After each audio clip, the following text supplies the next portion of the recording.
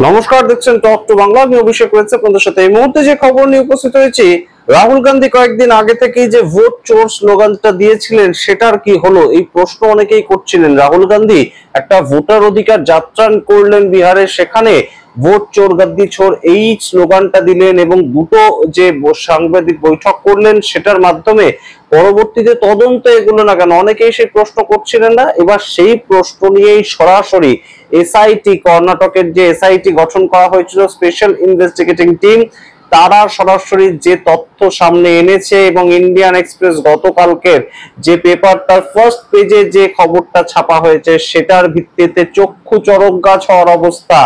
আপনার আমার ভোটের দাম কত সেটা এই মুহূর্তে ভাবলে এবং শুনলে আপনারা রীতিমতন চমকে উঠবেন এবং ভাবতে হবে আরেকবার যে কোথায় আমরা এই মুহূর্তে দাঁড়িয়ে আছি। তার কারণ সরাসরি ইন্ডিয়ান এক্সপ্রেস একদম বিস্তারিত একটা আর্টিকেল লিখেছে এবং সেখান থেকে যে খবর উঠে আসছে যে কর্ণাটকে আলান্দ বিধানসভা, সেটাতে ভোট ডিলিশন হয়েছিল 6018টা।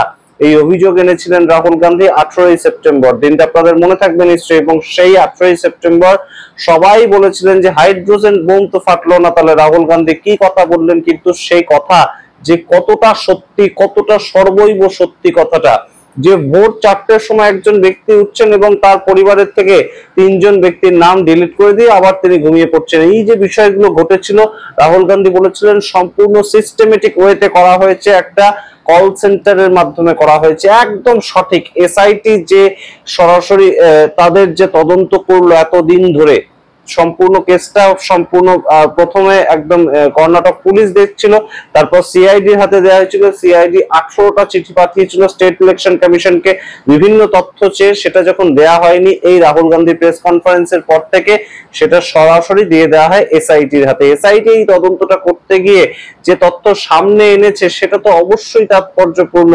তার কারণ একটা কল সেন্টারের মাধ্যমে সিস্টেমেটিক ওয়েতে ভোট ডিলিট করা হচ্ছে এবং ভোট ডিলিট করার জন্য লক্ষ লক্ষ টাকা খরচা করা হয়েছে, সে তেমন খবর উঠে আসছে। সেই সমস্ত খবরের ডিটেলস শোনার আগে অবশ্যই টক টু বাংলা ইউটিউব চ্যানেলটিকে সাবস্ক্রাইব করে দিন। এই মুহূর্তে আলাম যে বিধানসভা, শুধু সেইখানে 6018টা ভোট ডিলিট হয়েছে। রাহুল গান্ধী তেমন কথা বলেছিলেন। এবার আপনাদেরকে সরাসরি বলি, এসআইটি তারা তদন্ত করে নির্ধারণ করেছে যে একদম সরাসরি 80 টাকা, 80 রুপিস, 80 টাকা ভারতীয় মুদ্রায় তার বিনিময়ে একটা ফর্ম ফিল আপ করতো একটা কোনো একটা বিপিও, এবং সেই বিপিও তে কাজ করা মানুষরা 80 টাকা করে পেতেন একটা ফর্ম ডিলিট করার জন্য, যে ফর্মটা সেটা ফিল আপ করার জন্য। এবং সেই ফিল আপ করার বিষয়টা সম্পূর্ণ ঘটানো হয়েছিল।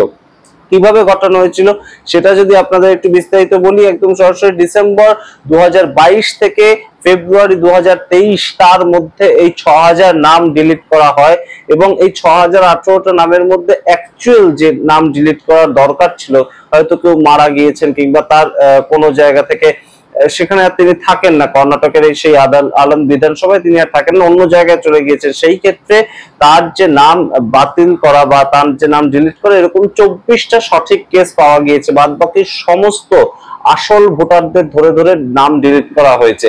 এবার আপনাদের আরো তথ্য দিয়ে, এই প্রথম কোন বিজেপি নেতার বাড়িতে রেড করেছে এসআইটি, অর্থাৎ ভারতের কোন তদন্তকারী সংস্থা, তারা সাধারণত দেখা যায় যে বিভিন্ন জায়গায় বিরোধী যে নেতা তাদের বাড়িতে রেড করে, এটা একটা কালচার, বিভিন্ন সময় এটা হয়ে থাকে। মূলত ভোটের আগে তেমন অভিযোগ করেন সাধারণত বিরোধী নেতারা, এবং সেই জায়গা থেকে এই মুহূর্তে সুভাষ গুপ্তেগার তার বাড়িতে সরাসরি এসআইটি রেড করে এবং তিনি 4বারের এমএলএ, গুরুত্বপূর্ণ এই সুভাষ গুপ্তেগার, তিনি 4বারের এমএলএ এবং এই 4বারের এমএলএ তার বাড়িতে রেড করা হয়। তার ছেলে হর্ষ নন্দা তার বাড়িতে রেড করা হয় এবং তার সঙ্গে তার সিএ যিনি ছিলেন এই সুভাষ গুপ্তেগারজির সিএ, তার বাড়িতেও রেড করা হয়।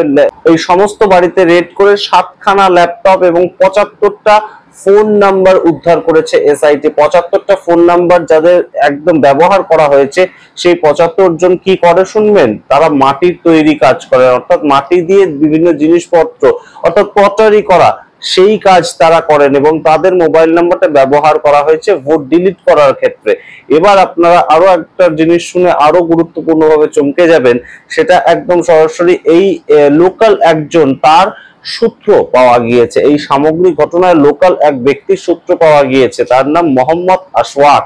এই মোহাম্মদ আশফাক তাকে 2023 সালে ধরাও হয়েছিল, সেখানকার স্থানীয় কর্ণাটক পুলিশ তাকে গ্রেপ্তার করেছিলেন এবং জেরা করে তাকে ছেড়ে দিয়েছিলেন। সেই মুহূর্তে তার থেকে মনে হয়েছিল তাকে দেখে তার কথাবার্তা শুনে যে তিনি অতটা দোষী নন বা তিনি এই সামগ্রিক ঘটনার সঙ্গে যুক্ত নয়, কিন্তু তাকে ছেড়ে দেওয়ার পরেই তিনি সাত তাড়াতাড়ি চলে যান দুবাইতে এবং দুবাইতেই এখনো পর্যন্ত রয়েছেন মোহাম্মদ আশফাক। কিন্তু মোহাম্মদ আশফাক চলে গেলে কি হবে, ভোট ডিলিশন বিষয়টার থেকে তিনি সরে যাননি তেমন খবর উঠে আসছে। তার কারণ মোহাম্মদ আশফাক তিনি অ্যাসোসিয়েটেড যার সঙ্গে ছিলেন তিনি হচ্ছে এই মুহূর্তে মোহাম্মদ আকরাম, এবং মোহাম্মদ আকরামকে ধরতে গিয়ে আরো 3-4 জনের নাম পাওয়া গিয়েছে, তাদেরকেও পুলিশ ইতিমধ্যে গ্রেপ্তার করেছে এসআইটি মারফত। সুতরাং সমস্তটা একটা চেন ওয়াইজ হচ্ছিল এবং সম্পূর্ণ বিষয়টা এই যে 6018 জনের নাম ডিলিট করার ক্ষেত্রে কত টাকা খরচা হয়েছে বলুন তো, 4,80,000 টাকা।